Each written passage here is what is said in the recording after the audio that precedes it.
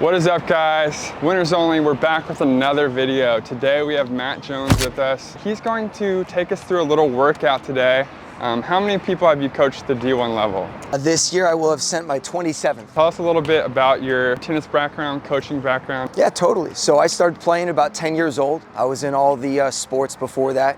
Quit at about 10, fell in love with it. It was a sport that you just kind of feel that interaction right away. You're moving, you're running after a ball. Got a full ride scholarship to Sacramento State. And now I get to give back and teach the youth of our generation, and just been blessed to send now 27 to the D1 level. Yeah. Having fun with it. So I've asked him to coach me as if I was one of those aspiring young elite tennis players trying to make it to the D1 level. So we'll see if I can keep up today. Let's do it. Where are we gonna start? We're gonna start the service line on that side, getting you warmed up. All right, so what we're gonna do here is I'm gonna feed you side to side, and I want you to focus on going every single ball down the line with margin. So space over the net, and I want you to picture you're hitting the dead center of that down the line. All right, side to side, here we go. Nice. There we go, don't let that ball drop too low. Transfer all that body weight forward. So I love it. The one thing I would say on the backhand side is that left leg and left shoulder. Let's get that whole athlete to show up, right? If you only give part of the athlete to the player, you're only getting 30% of you. You wanna give them 100%. All right, let's continue that margin down the dead center of the down the line. Push off that left leg. Nice, that's much better. During the warm-up, let's slow down that racket just a little bit. There you go. Find that happy place. What's a pace that I can keep in play 20 or 30 balls in a row with no problem? That's the big thing in warm-up, is you want to really pretend that every single ball you're hitting has the value of 15 love or love 15. What a lot of players do is they take a basket for granted. I got 300 balls next to me. They go, oh, no big deal. If I miss, next ball's coming to me. All right, let's take the ball cross court now. We warmed up the down the line. Let's warm up cross court now. Push off that back leg. Good.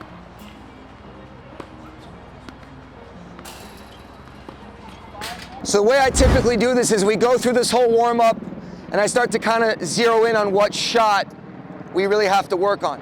And that backhand side is what I want to spend a little bit of time on. So the visual I want to give you is your left shoulder and your left hip. Every single time you're done, you know it's a successful shot if that hitting side or power side literally gets to the opponent.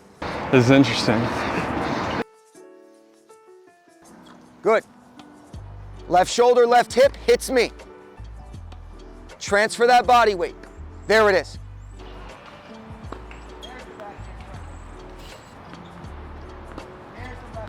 So what I would typically do from here is once I got the player warmed up, the stroke's looking good, the focus is there, we're gonna start measuring the success of your ground stroke. Every single ball that bounces, one bounce in, hits the back fence on the second bounce, that's a sign that your ground stroke is affecting your opponent. So now let's count how many balls we can get to that back fence. We got one. We got two. Add that height, give yourself that margin.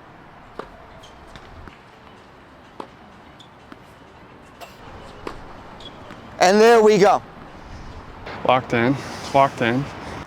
So to give you a measurement, one of my top boys right now, in his practices on the ball machine without me, I require him to do 150 of those on the forehand, 150 of those on the backhand, one bounce into the back fence, and his practice on the ball machine's not over until he measures that success. Okay.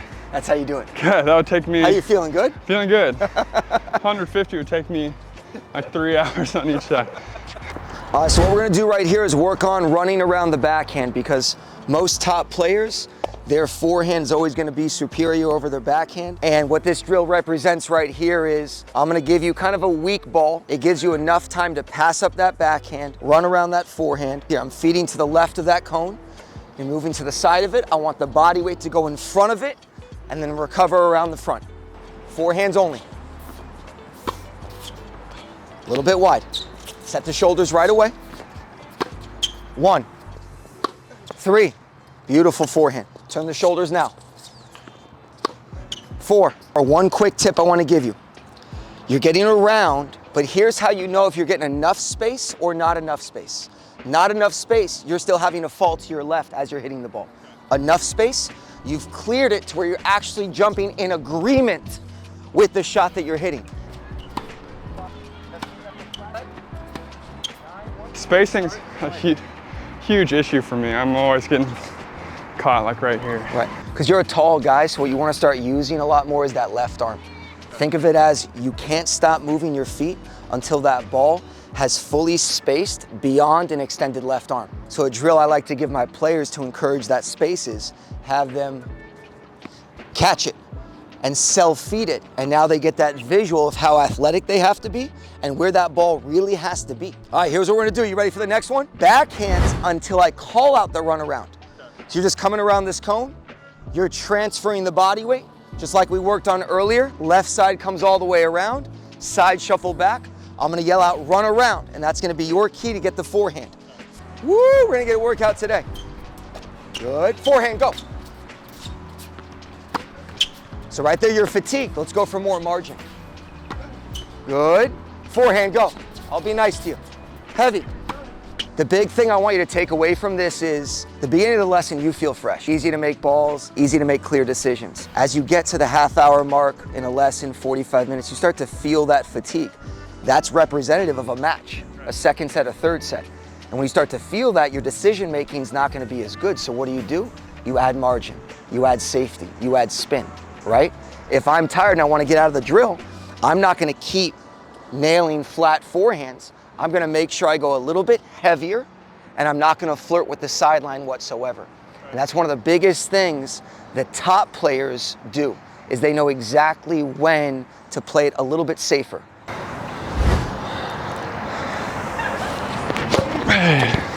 Good. What are you trying to accomplish right now in your warm-up? Really just get my arm loose, get a good feel for the rhythm mostly. So notice a topic that you didn't address. You didn't talk about what you're trying to do with the ball. So the warm-up mentality I encourage all of my players to do is have a spot and a spin picked out every single time. Well, you're neglecting one of the most important things. You want to really focus on your first couple serves, going to the biggest margin spot possible, the dead center of the box. You tackle that 4 or 5 shots, okay, I'm gonna start moving it around a little bit, and then here, just like a typewriter. Let's say I'm off a little bit, you come right back to the dead center again. What most players don't think of is the confidence they're about to start their match. If you just served 40 balls in warm-up, but you made 10, you don't realize you're about to start that match with a negative muscle memory. Love it. Love that. Let's say we're in a match right now. What would the second serve look like under pressure? Okay, so tell me, what type of serve are you attempting right there? Okay. Right now, your toss is a little bit to the open part of your left shoulder. In order for that ball to really kick, we gotta put that ball more to the back side of our left shoulder, so our racket is given the opportunity to lift up and out.